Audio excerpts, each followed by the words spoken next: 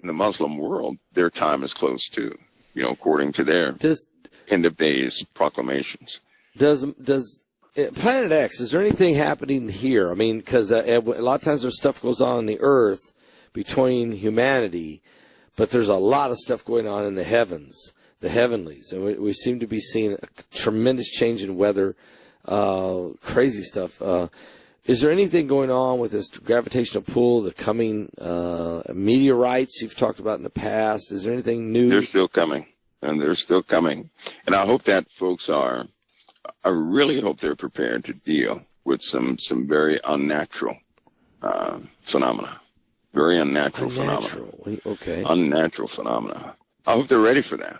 In fact, this time that we live in is probably not the time for people to become experts on what does not exist or what would not happen, but to remain sober and to realize something that over the course, even in the past, this whole earth was blanketed in darkness for years. That's true. For years, not a couple of days, but years. And this has been since Christ. And we're about to go back into that cycle. This cycle is outside of any of the other cycles we've discussed. There's another cycle that they found out back in the 1200s. It was a meteor storm, Pastor Paul, and there were impacts on this planet. Do you not know that they believe that time is coming back around again? Now, this is outside. This is outside the binary system. Wide. That's right. This is outside of that. This is a cycle that they now believe has come back again. Now, the clusters they're talking about, this is outside of the meteor storm that's in that they're expecting. So we could be on a cycle right now that's outside of every other cycle we ever thought of. The earth has, it just messed us up for a time. There was darkness all over the earth for a few years, and that's coming around again, right? They went back after studying some of the temperatures, taking multiple cores from many different places. They believe that this cycle is back again. They believe it's back again. And if it's back, it's just like a comet. A comet will leave, do what it does, and then come back again, right? Right. Same thing with this cycle. It's the same way we have the 4 seasons, but there are other long durational cycles. Some cycles we don't even know about until they come. So they believe this cycle is coming back again.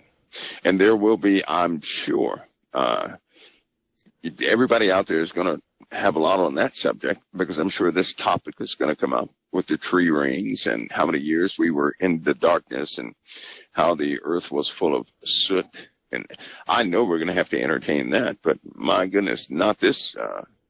This cycle is just one of those unexpected ones.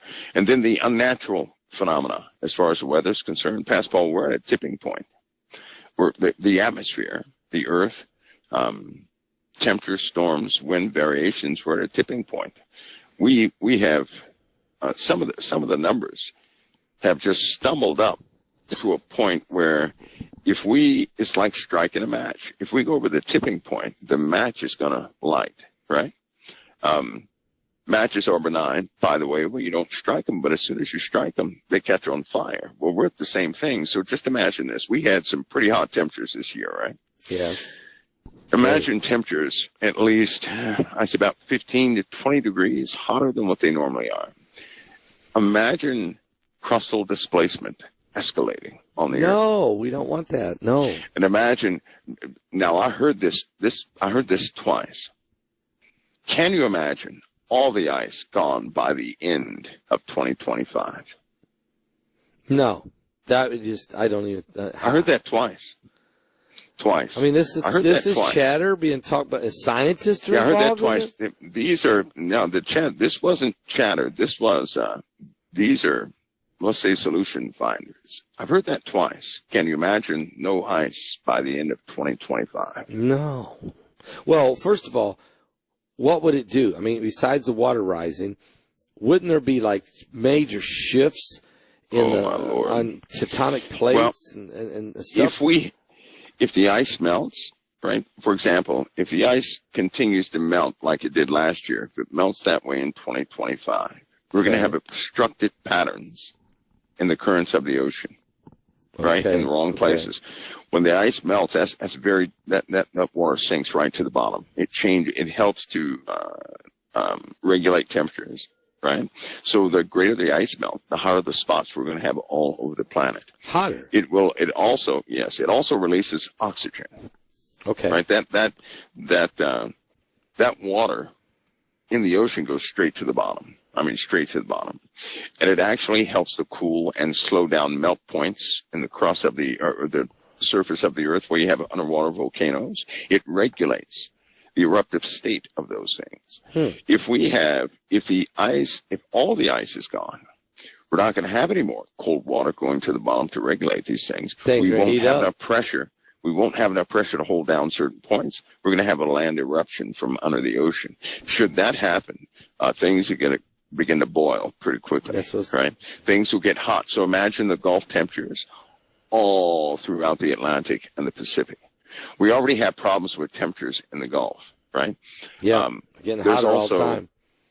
They're worried about an ignition in the Gulf, right? They're worried about that.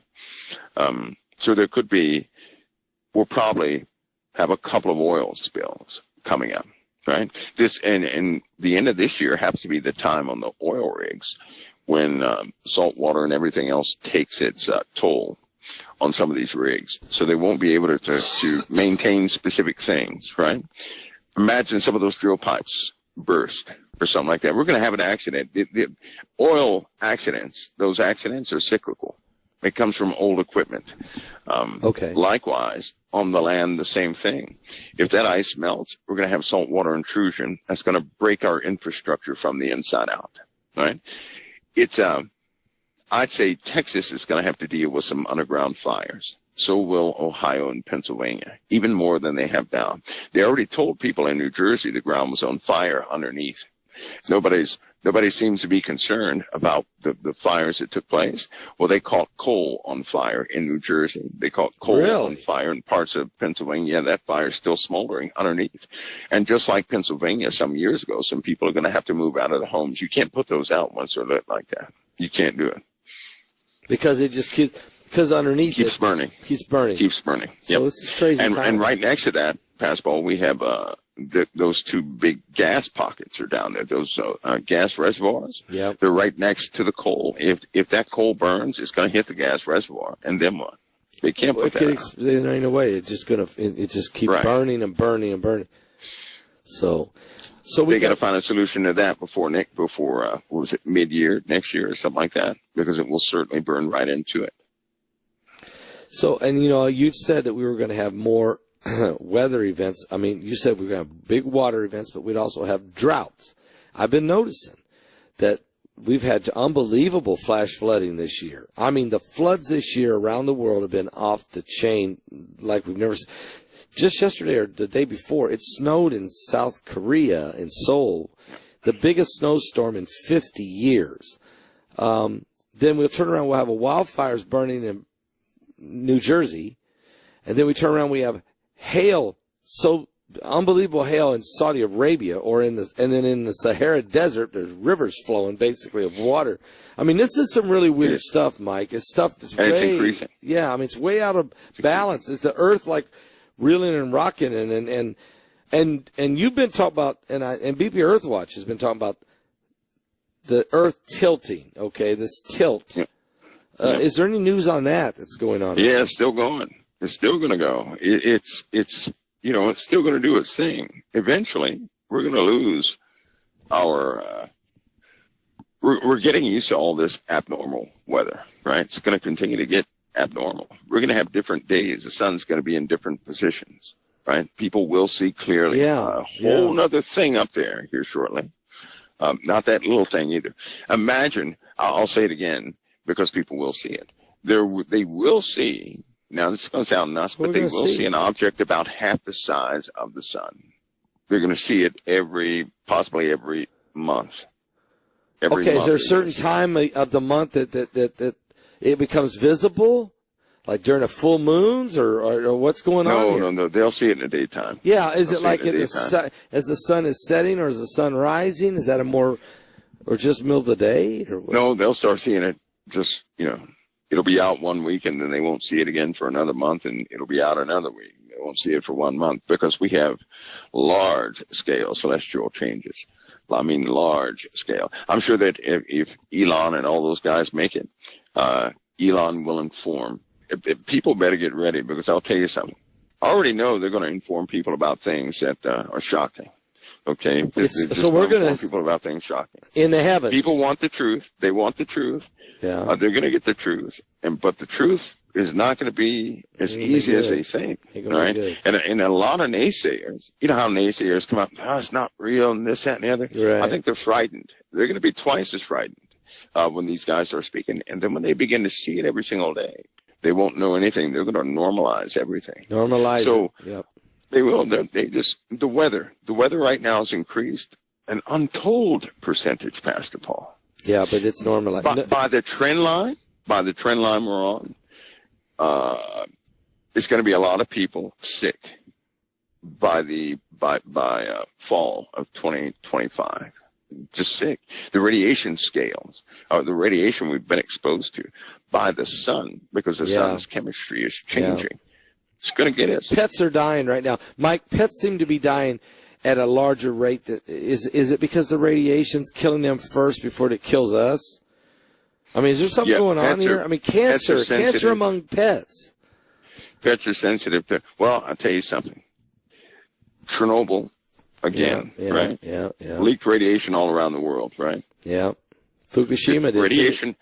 Radiation detectors still go off at I believe it's 2 rings around this earth, and 2 of those rings pass right through America. So certain areas have radiation doses, which are, by the way, cumulative. The sun's chemistry is changing. Oh, big time. So the radiation from the sun is penetrating the atmosphere, coming to the surface of the earth, causing the pricklies on people's skin. No matter how hot it used to get, nobody can ever remember going out in the sun and it feels like you're being poked by 1,000,000 needles, right? No. But you can feel it now, and that's going to continue to change. The UV scales, it seems like somebody went back and calibrated all of the detectors to suit some of the new levels that we have. And it's just incredible. So people out there in the sunlight, they're exposing themselves to some bad conditions. Right? Dogs are getting sick because they're more sensitive to it. They're also sensitive to magnetite. They're also sensitive to magnetic waves. And as the earth continues to change, they're going to feel it. They go nuts right before earthquakes do. Right? So we have a whole other round of eruptions that are about to take place, and some pretty devastating earthquakes due to tectonic shifting that has caused these upwells in certain places in the USA, Asia, Russia, all around the world, right? Plus, large land masses are just changing, period. Some are sinking. They won't be here anymore. New land masses will be seen in the Atlantic.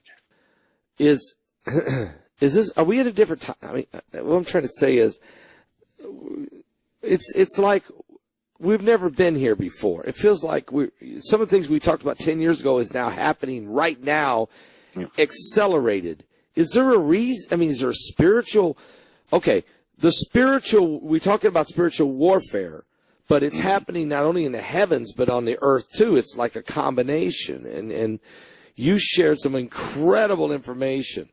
They should listen to this, and then they should learn from what you're talking about and the others. Would you agree? No, I would. We live in different times, Pastor Paul. We live in a time of where everything is starting to manifest. You know, people actually are facing consequences from I hate to say it, but consequences of prophecy themselves. Yeah, they're going to see prophecy unfold. It's going to take effect on their lives, whether they believe in it or not. It will take effect in their lives. Yeah. And humanity, by the way, we are in the time where the hidden element won't be hidden anymore. And that's going to be a very tough time. It's going to be a tough time. Now, kids are adapted to deal with it. Kids are. Yeah. But like you said, Hal Lindsey passed away, right? Pastor, do you not? There's a whole generation that's gone. Yes, I know. We lost some. And before they left, right, before they went, I remember talking to Angela about this a long time ago. I said, you know what, when this generation is gone, we're going through it. but God will get them. They'll be gone first. They're not to go into this other place we're going into. Yeah.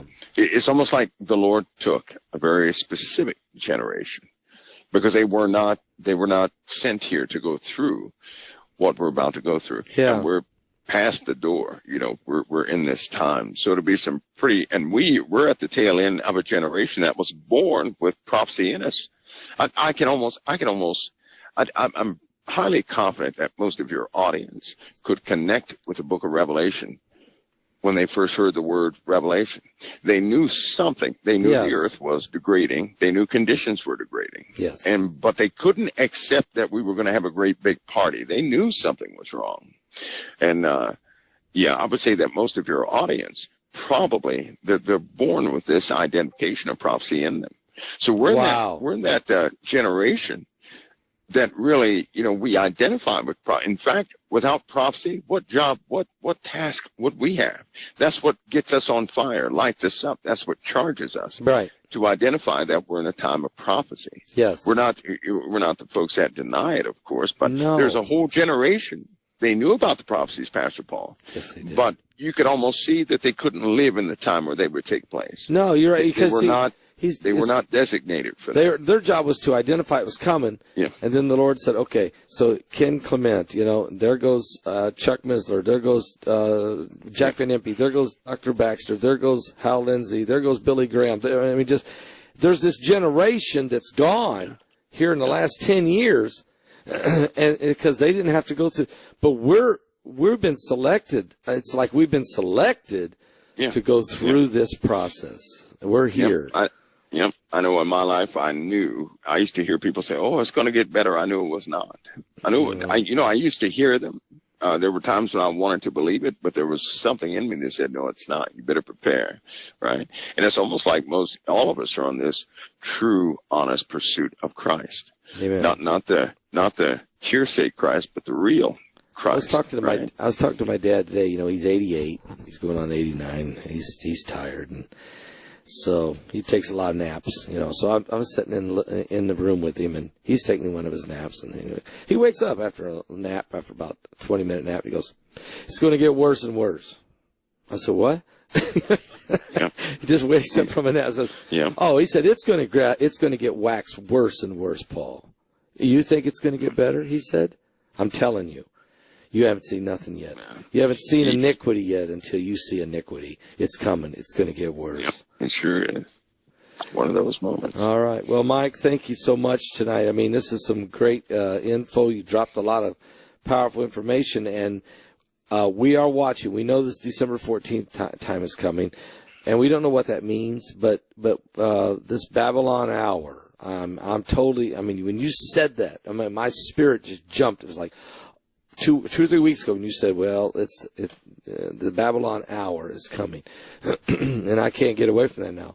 That is in the Bible. We just read it tonight. You read it. I read it tonight. It is in the Word of God. There's an hour. One scripture says, and Jesus said, pray that you be worthy to escape the hour of temptation that's coming upon the earth. We better be ready. Yeah, it sure is. We love you, brother. We appreciate you coming on. I know it's Thanksgiving. Thank you once again for, you're always available. You're on the front line, Mike, and we really appreciate it tonight. I really do. Well, Pastor Paul, God bless you. It's always an honor. Thanks for all you're like the core, right, of this central thing here going on all across the world. So that's an awesome thing. Well, that's an awesome thing. We're just a humble servant. We're just doing the best we can. Hope people will come and get in the kingdom while they can. Thank you, brother. God bless you, Pastor Paul. God bless you. Amen. All right.